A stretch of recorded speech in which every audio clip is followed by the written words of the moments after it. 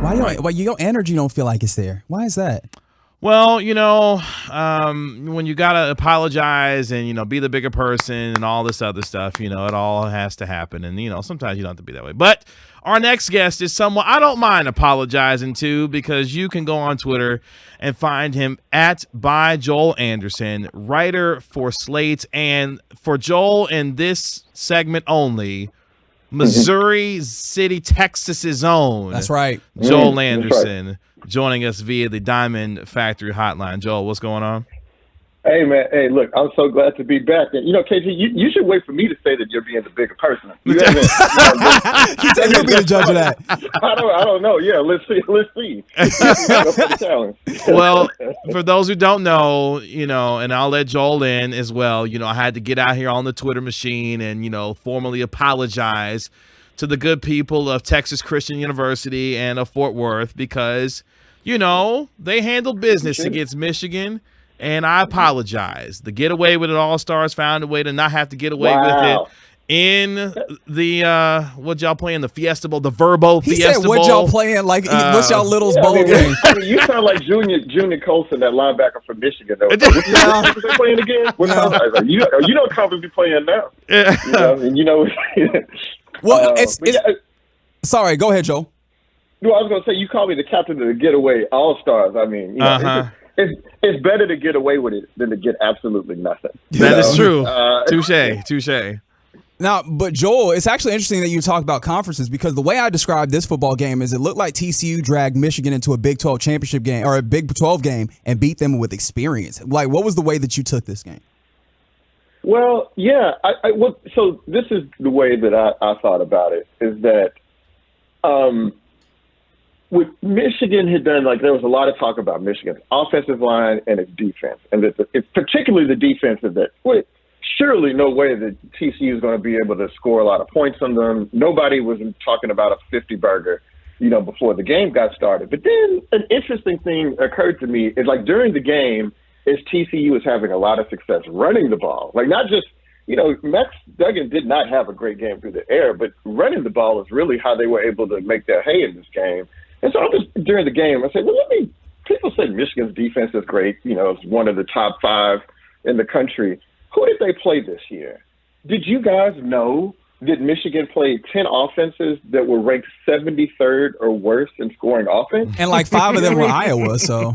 Yeah, right. And I'm just like, wait a minute. Okay, so there's this great offense, and I'm trying to think, who's the best team they played? Now, obviously, Ohio State. And that they get up for that game in a certain way, and they are built to beat them in a certain way.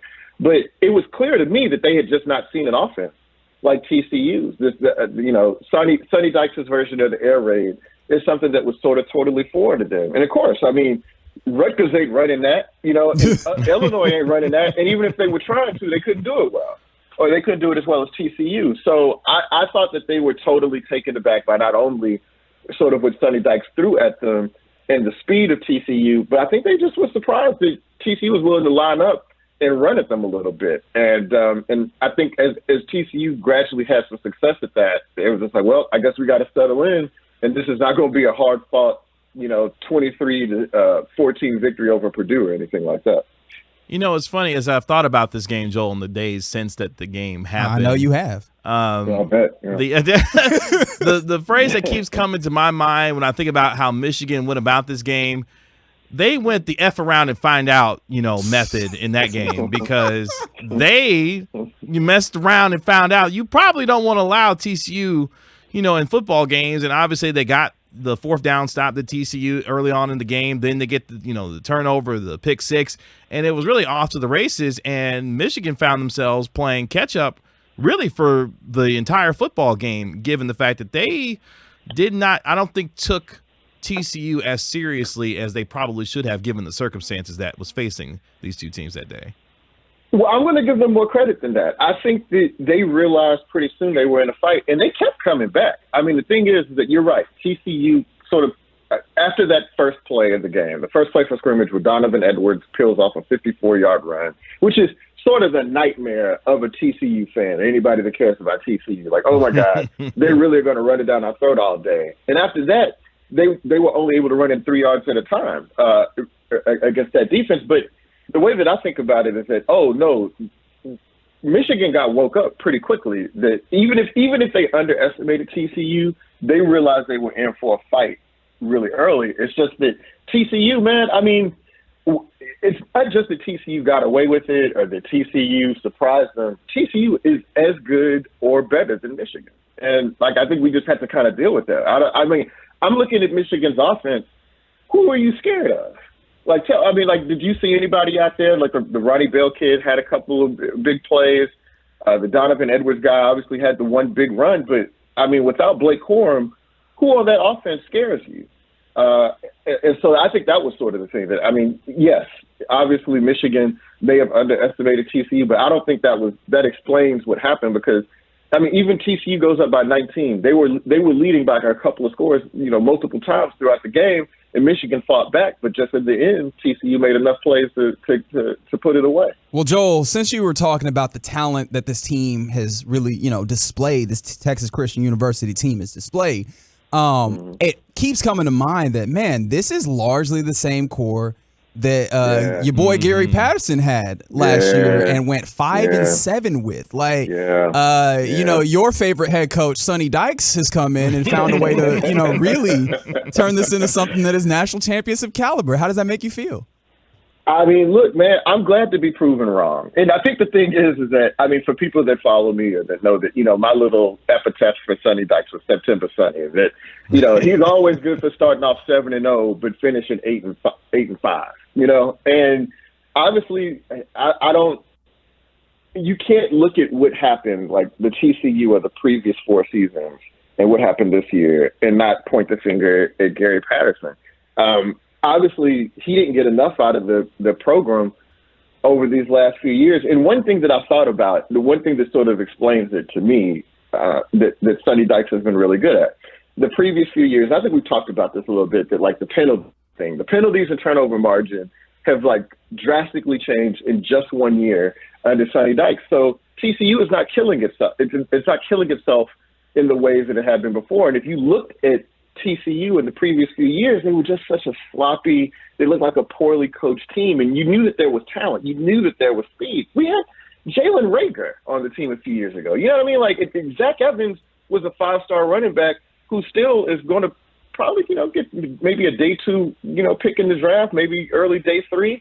So it's not like TCU didn't have talent. It's just that they weren't getting the most out of it. And I think that that's what Sonny Dykes has done. He's come in there. He's cleaned up a lot of that stuff. And the other thing that Sonny Dykes is known for, I mean, Jared Goff was his quarterback. Like, he's been at SMU. He's, designed and dialed up some really good offenses. And you just can't look at what Max Duggan has done this year compared to the previous 3 when I hated him and wanted him to get in the transfer portal.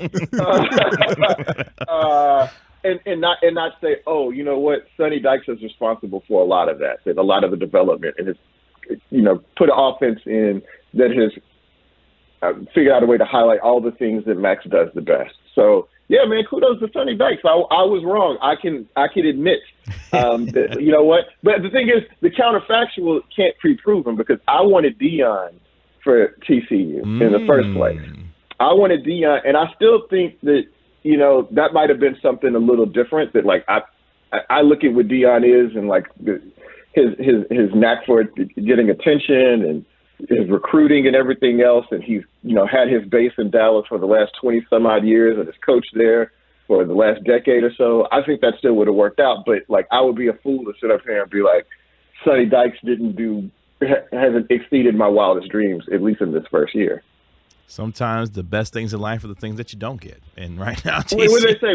Sometimes the best prayers are unanswered ones. You know what I'm saying? So, yeah. I mean, that makes the most sense. I mean, they are the defending champions, and they've looked every bit of that. I mean, Joel, are we playing humble right now, or is this?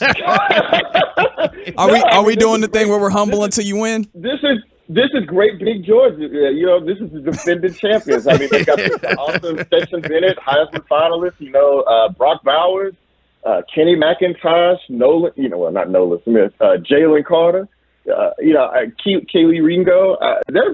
I look over at that team and I saw Georgia in particular. I saw them against Oregon. So that's like 4 or 5 months ago, right? And I've seen little bits and pieces of the games ever since then. they look like they're every bit as good as everybody says that they are. But that does not mean that I don't think that there are some things that TCU can exploit. But that 13-point line, that's Vegas trying to compel y'all to be like, hey, man, we got to do something to get y'all to vote to put somebody on TCU. How bad do you want it? How bad do you want it? And I look at that line and I say, it makes sense under the circumstances, because I know why people think why Georgia is what it is. I mean, they've earned that. I mean, I don't want to take anything away from Georgia, but I see some things that TCU could exploit on Monday against them. I will always say this too. TCU will have to play a perfect game. They can't, like the Amari DeMarcado fumble, the blown coverages, all that stuff. Like, they're not going to be able to do that against Georgia. Otherwise, it might be a really long and ugly night. Yeah, especially without Kendre as well. That's tough. That's a tough loss. But all I heard was wait. Is Kendre out for real? For real? I heard he was questionable. Is he out now? Is he really been ruled out? I guess that is fair. I have looked at it as though they are not going to have it, but I don't think I've seen anything in the definitive that he will not play.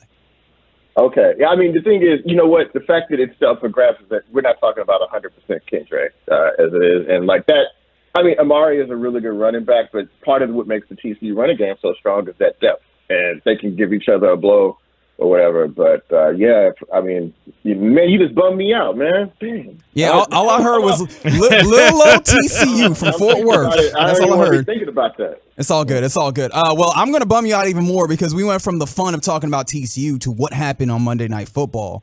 And I think for me, I end up kind of in this place. My reaction to it, and I wasn't watching it as it happened, so this also, kind of colors it. But my reaction was to go to the place where I like to indict us as the viewers, because I think a lot of times we like to get mad at everybody else in order to deflect like the feelings of complicity that we should have when it comes to football. But I also understand that is really like jerk-like of me. But like, what was your main go-to or takeaway from this situation? Obviously terrible situation for Damar Hamlin.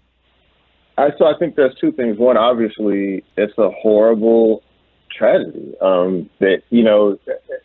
This is not something that many or any of us have ever seen on an NFL football field. And I mean, part of that is because it's so rare. It just takes the exact amount of force and timing and everything else for something like this to happen. And it just has so happened to happen. And you look at that and you say, man, the human body is really fragile. This is really scary. This is horrifying. And you because of the sadness around it, and the sense of moroseness that went through. Because, for a moment, I think, I don't think I'm talking out of school here, and I'm sure you all felt the same way. I thought I was looking at a person that had died on the field, right? From the responses, everybody around there, to the ambulance. I didn't think the ambulance was moving with the urgency you move with a person that is in a life-threatening crisis, right? Like, I looked at that normally in life. When you see an ambulance driving slow like that with that sirens on, that's usually a bad sign. So I think we were all thinking about that. But the broader point there is that I think that a lot of people, particularly looking at it, I watch it on TV, monitoring social media, and people are angry, and they don't know where to go to be mad at or who to be mad at. And as the night goes on, it's really easy to find people. Well, Roger Goodell, well, the NFL, Skip Bayless, whoever else. And I'm certain those people, there are legitimate reasons to be bothered and be upset at them under those circumstances. But I think the broader thing is that, like, nobody planned this. This was all a horrible accident. And, man, I just hope that, that he gets better. But I don't, I struggle with this, Reg. I'm not a person that thinks that the game should be abolished. Like, that maybe that makes me a barbarian or whatever. But I do think that there is a place for it. But I would like to see the players, I would like to see their concerns about safety and everything treated better. But that game has nothing to do with that. Like, what happened on Monday night has nothing to do with any of that. We're not even talking about head trauma in this instance. So I think that's just sort of the broader thing. The people's anger really didn't have anywhere else to go, so they just found they found the usual suspects, the people that you always are sort of mad at, and people got madder at them. But I think that's just a response to how sad that the moment was and how scary it was. Damar Hamlin remains hospitalized in critical condition, but is showing, quote, signs of improvement as he continues to fight after suffering cardiac arrest on Monday night against the Cincinnati Bengals. Joel Anderson of Slate, good enough to join us here on the Get Right. Before we let you go, I have to pose this very, very quickly before we let you go. Better interview today, us or Bomani Jones? No, man, this is first. Well, actually, I'm gonna give it to y'all because y'all didn't on me as much as Bomani did. Hey, there we go. There we go. Bomani is a pure D hater, a low down, dirty bottom hater, and give that man 4 stars on his podcast. You don't invite people on there and treat them like that, but nah, man. Man, y'all was fun, man. I hope one day I get to come up there and clown the Cowboys and Mavs. And wow. Yeah, Joel reminding everybody, Houston, Texas, absolutely, all up in there. Right. I'm an H-time, so yeah, I'll let it come up there. All that TCU goodwill just went down the drain. All out the window. That's right. I'm fine with that. I could. I mean, we don't have to get along. We never, Houston and Dallas don't anyway. Yeah. So, we just back under the false setting. Yeah. Hey, Joel, we appreciate you. And if you want to, one more time, KG's right here. Just if you want to get one more shot in, please do. All right.